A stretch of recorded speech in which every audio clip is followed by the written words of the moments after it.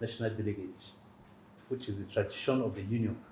Our constitution made a provision that every 4 years, we have to have a national delegate, which is the highest decision body making of the unions. And the business of that delegate is to come and review our activities for the past 4 years to see where we're doing well and consolidate on it, and where we're lacking and plan ahead for it. And one of the major things that we do there also is that at the expiration of that 4 years, the tenure of the leadership expired. So what we witnessed that day also is a re-election of the new National Administrative Councils.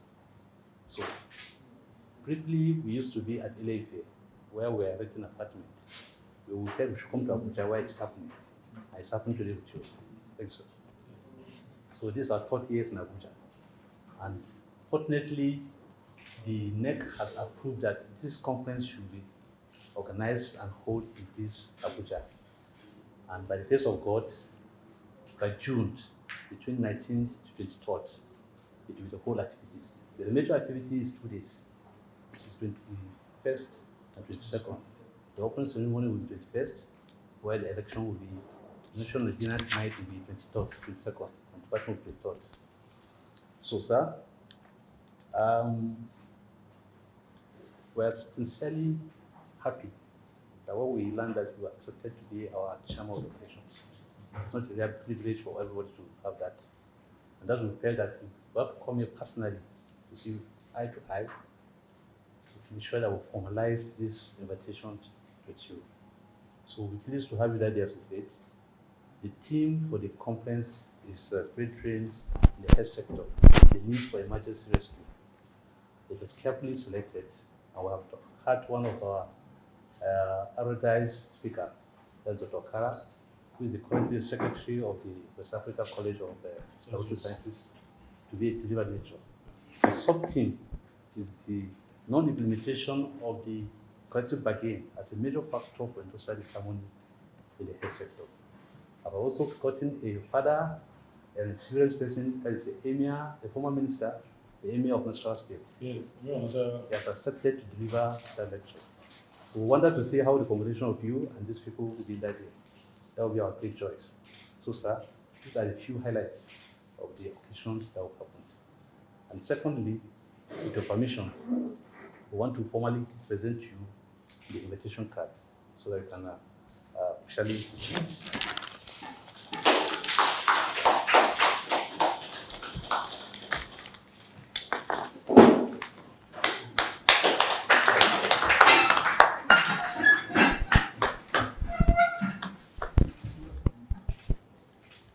Thank you very much, sir. Well, let me thank you. I received the letter with great happiness, and I'm very happy that your union encompasses everyone who has something to do in the health sector. And I'm happy that you had a good time at the Pharmaceutical Society of Nigeria's conference in Jos. And I think I explained my relationship with pharmacy and pharmacology. I've always been fascinated with healthcare issues. I grew up virtually around hospitals because I'm from Ondo. And if you know, from Ondo Kingdom, the most favored profession is medicine. So every family has a surfeit of doctors. So I grew up with my uncles in the hospital setting. And when I was at the University of Ife studying law, I spent more time in pharmacy with Professor Lami Kora than I spent in Faculty of Law. So I went around. So it's a good thing to have you here. And your sector is an extremely important sector for Nigeria. And it's because one of the hallmarks of civilization is that as the years go by, life expectancy increases. That's how you know a society is making progress. You will say that you will have society has economic mobility. That's also, you will see that mobility will go down, fertility will go down. And that is what you use There's nothing you can use as a substitute to a good healthcare sector, because you can tell yourself that we're making progress, but when you look at the average life expectancy, look at the quality of life, even for occupational purposes, you look at the number of days that people take off work, and I think that there's no field of human endeavor that you have, even when we're at war, you have to go with medics to the war front. If you are doing sports, sport medicine is another industry on its own. In every facet of life, you go with even if you have industrialization, one of the things that will develop is occupational health. So I think that if a new vision is being built for Nigeria, people in your union will know. So you are not the kind of a union that anybody can lie to. Because if the country is making progress, you will be one of the first to know. So if you see that you have a president who cannot come home because he's afraid that he may lose one of his teeth. So that's why you have the leadership of the country staying back in the UK. And we have enough people here who are very familiar with the structure of teeth and what to do with your gum. So, and you could see that healthcare is also an equalizer. And that is why in every political environment where you are leaning to the left, where you say you have a social democracy, healthcare is one of the equalizers. Because the society is developed where the president, the prime minister, any minister is attended to by the same healthcare professional as a taxi driver. So where you have differential in healthcare delivery, it shows that society is not making progress. So if you are in the UK and before I talk of the UK, in the past, in Nigeria, anywhere you were, whether it's UCH Ibadan, whether it's the OAUTH, whether it's the one in Zaria, ABUTH, whether it's Luth. One of the things we used to enjoy in those days would be where you go to the ward and the taxi driver wife is delivering twins, and the Minister of Justice wife is in another place delivering baby as well.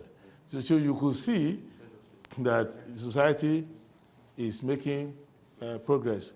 But for now, I think the only place where we meet is in the graveyard. But when we're on this set, we don't meet again, except when we go to Gudu, and they were burying people there. And I heard that that's for Abuja. I heard that in Lagos, the rich people got so annoyed about being buried together with the poor people, so they went and created their own Ikoyi vault somewhere, where they can be buried very expensively. Yes. So, because on your way to heaven, you don't want to meet a poor man on the way and actually kind of, dampen your spirits, So what we are saying, therefore, is that we have an opportunity. And it's also a center for exchange of skills. So every of the institutions that has to do with medicine, whether it's West African College of Medicine, whether it is Center for Tropical Diseases, whether it's NIPRI, that deal with pharmaceutical research, all of the agencies, I interact with them. So if you go to Professor Kunle, any of them in NIPRI, they will tell you I'm highly interested in their research. I interact with them. When they have medical personnel who are going to China, other places to do PhD, I support them. I follow what they are doing there. So it is because the Nigeria that we are trying to build, it's built by workers. And the workers must have skills. And the workers are also the teachers. Because you would assume that healthcare is taught in the university. What is taught in university is the introduction to healthcare. So when you come out and you just come in, you start your career, and you come in as a fresh doctor, and then you start to observe other doctors, and then you see the training. You come in as a nurse, you come in, so from housemanship, you start, go up, then you become a registrar, then you become a consultant, then you become a registrar, then finally you finish, whether as a professor if you want, or any other thing. So the CMD of today started somewhere in pupillage. So you have skills transfer, and you're also the one we use to measure whether we are doing well, because you have to be as good as your peers in the world. So you would see that when we had COVID, you are the only ones we had. Yes, and after COVID, I spent about 4 months looking at outcomes of measures taken all over the world. It will shock you that Nigeria is top 2 in the world in the management of COVID. So I don't know whether it's because we have bigger problems confronting us that we even frighten COVID itself, but I think it's because our people are highly knowledgeable. What we lack is facility, and the dedication is there. So I think that if the relationship that we have with your union goes beyond issue of salary increase, all these things, if it goes into the issue of actually using healthcare as a linchpin for national development, that, for example, I believe that the government is not complete unless you have very good health insurance scheme, the one that really works across. I don't believe that we are doing well if students who wants to have career in the health sector don't have enough hospitals to go, teaching hospitals to go and learn, not enough medical colleges to go to. And you see, we have so many wards who are studying overseas. University of Debrecen in Hungary, I have some partnership with them because at a stage I had to send so many young people to Hungary to go and study medicine. And if you look at when Ukraine started this war, many of our students that had to run away from there was because of medicine and allied courses. So we have a lot to do, and I hope that when we meet at the conference, we will be able to connect to the rest of the country the importance of this union. You know, in the labor movement, there's also, it's supposed to be a left-leaning movement, but in Nigeria it's not. But so even within that sector, we have the priority unions. So if Pengasa wants to go on strike, everybody will wake up because we need the petrol. If ASU wants to go on strike, we'll pay attention. But you can see that nurses can go on strike for 6 months. Nobody will notice. Primary school teachers can go on strike for a long time. And there are some states that the teachers will be on strike for 2 years. And not even a newspaper will mention it one time. So we need to collectivize these things to make people understand. So I'm happy to meet with you, and there's a lot we can do together, even after the conference, in terms of raising standard. And I thank you. I know some of you are checking online where to run to. You know, I'm sure you are checking online which country you want to go to, but I thank you for at least being here. And I believe that if you cooperate among yourselves and set priorities, and you extend it to the other labor union, you will say that Nigeria has a better hope of being saved by the workers than by being saved by the government. And the last thing I will say to Nigerians is that we are used to this idea that we have a very irresponsible and stupid government in Nigeria. So anywhere you go and you say our government is stupid and irresponsible, people will agree with you. But one secret I want to let you know, most governments in the world are stupid and irresponsible. Yeah. Most governments in the world. You only need to go to a country, stay there for 6 months, you will be fed up with the government of that country. The only difference between a country that is getting it right and a country that's not getting it right is that countries that have very stupid government and are getting it right, the workers are not stupid like the government. So when you meet a nurse, you know this is a nurse. When you meet a pharmacist, it's a pharmacist. So even in America, however where you know a pharmacist. If the rule is that if you go to a hospital, the doctor prescribes medicine to you, the doctor notifies the pharmacist. So you must go to the pharmacist to collect the medicine. The pharmacist says, the doctor says, give him 2 capsules. The pharmacist, even if he's your brother, will not give you more than the 2 capsules.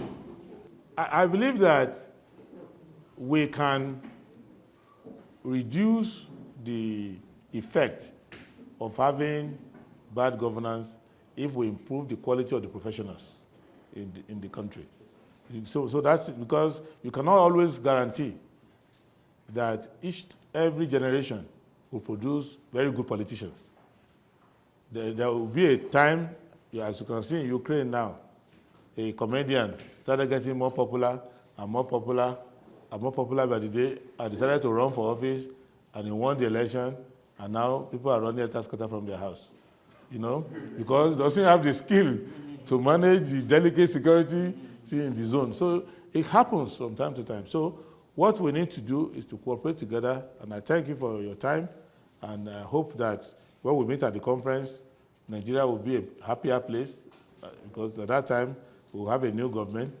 I hope they will be giving us hypertension with whatever policy they bring, and that we will be able, as a people, to let this conference be a defining moment in the healthcare sector, so that whatever we bring out of that, it won't be a jamboree. Whatever we bring out of it, and we will not have a conference that is selfish, where you just go to the conference to talk about the welfare of your members only, and how to get more money out of the treasury, but that you would actually give us a healthcare sector. If you look at after the Second World War, and the British realized for the first time that they can vote leftists to power, because before then they used to laugh as union people, because if you didn't go to Cambridge, Oxford, and all the highfalutin university, the British used to look down. So most of their prime ministers and all of them, they came from those backgrounds. But when they went to the First World War, then went Second World War, they realized that these academics, they don't have intelligence at all. So they started voting Labour and leftists. But one of the greatest legacy that the Labour Party has given to the United Kingdom was that they gave them a national healthcare system. And go and find out from anybody who tells you, I'm moving to the UK. 3 out of 4 are moving to the healthcare sector. And the largest employer, not only in the UK, in Europe, is National Health Service, NHS, in the UK. And one of the goals and aims and dreams I have in life is that in this country, we will be able to use the health sector to create at least 20% of the workforce in this country.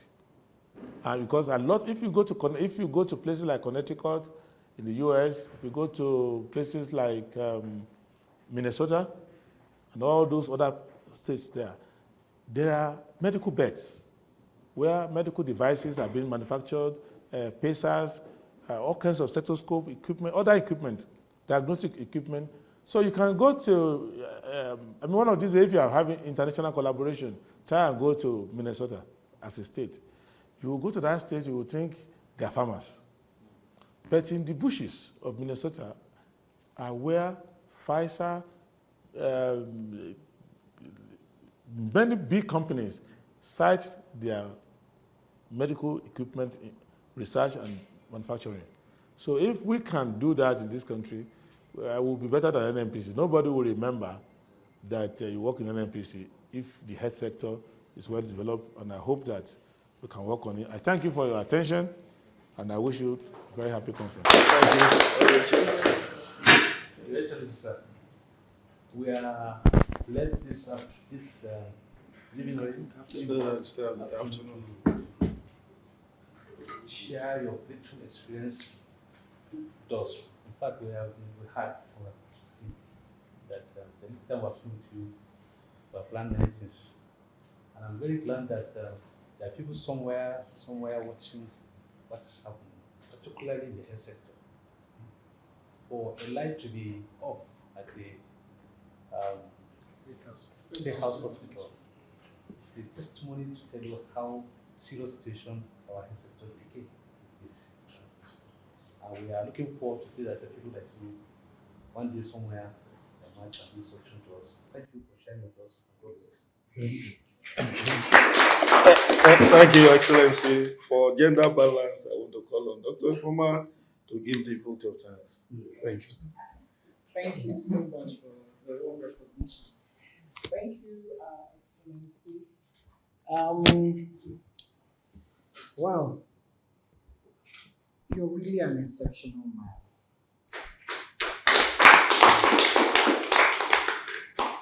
I more or less was like quiet, saying to myself, is this how I've wasted?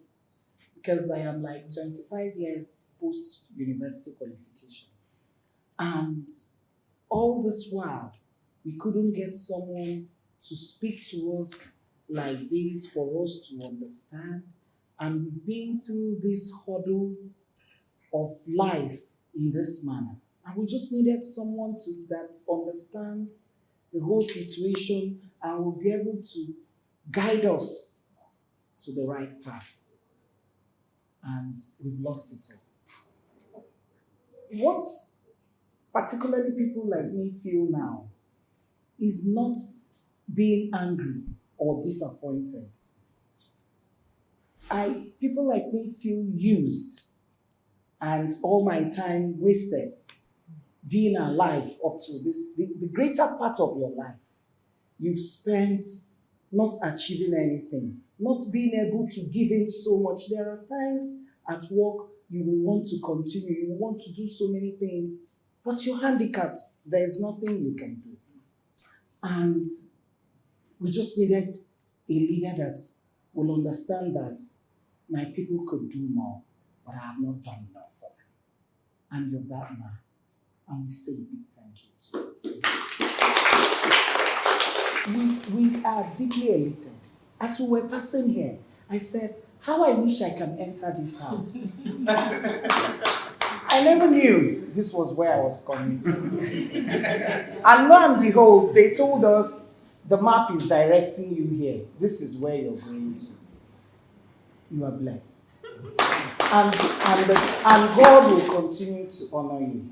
For the fact that you're able to identify with the poor masses that labor day in, day out to make their living, God will not allow you to suffer. Amen. You have awakened the consciousness, and people will toe that line. No problem. It may not be in our time because of the kind of iniquity in the country. We don't know when they're going to sort it out. But people like you will try. People like you will lead this country. These are the kind of people we need. People that could go and untap those resources that are hidden and bring it out and let us share on the same table. Who knows who is Hausa here? Who knows who is Muslim here? When we all go to the market, we meet the same high cost of living. We meet the same kidnappers. We meet the same thieves. When they want to rape you, they don't even ask you, are you a Christian or a Muslim? They go ahead and do what they want to do because the system is collapsed. So I thank God for this election period because it has made us to understand that if your country good, it's good for all of you. If your country will work, all of you, and your generation unborn will suffer for it. Time will come when people won't be able to buy votes anymore. The hunger and insecurity in this country will drive us crazy to the extent that we will all stand at the polling booth and stand at INEC to say our votes must count. And when our votes count, people like you will excel. And God will honor you because you're a wonderful man. And on behalf of all my comrades, I say a big thank you to you. A very big thank you to you from the depth of our hearts. We say that word. God will honor you. God is already honoring you because I never knew I could enter this house. And I've entered. God will honor you, sir. Thank you.